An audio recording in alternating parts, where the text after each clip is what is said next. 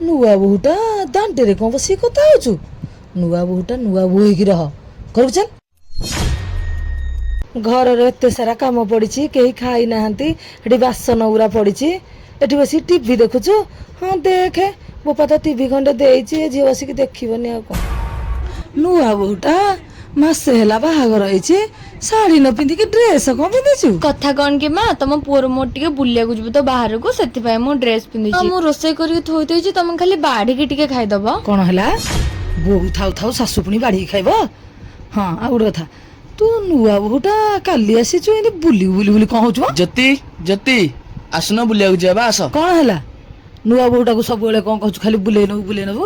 ରୋଷେଇବାସ କରିବ କିଏ? ସେ ଖାଇବାକୁ ଦବ କିଏ? ହଁ ହଁ ଠିକ କଥା, ତାର ନିଜ ଇଚ୍ଛା ବୋଲି କିଛି ନାହିଁ। ସେ କୁଆଡେ ବୁଲିବାକୁ ଯିବନି, ଠିକ ସେ ଖାଇବନି। ଗୋଟେ ଝିଅ କେତେ ସ୍ୱପ୍ନ ନେଇ ତା ଶାଶୁ ଘରକୁ ଆସିଥାଏ। ତୁ ଯଦି ତାକୁ ଏମିତି ବ୍ୟବହାର କରିବୁ, ସେ କେତେ ଖରାପ ଭାବିବ। ତୁ ଆମ ସହିତ ଯେମିତି ବ୍ୟବହାର କରୁଛୁ, ତା ସହିତ ଏମିତି ବ୍ୟବହାର କଲେ ଆମ ପରିବାରଟା ସୁଖ ଶାନ୍ତିରେ ରହିବ।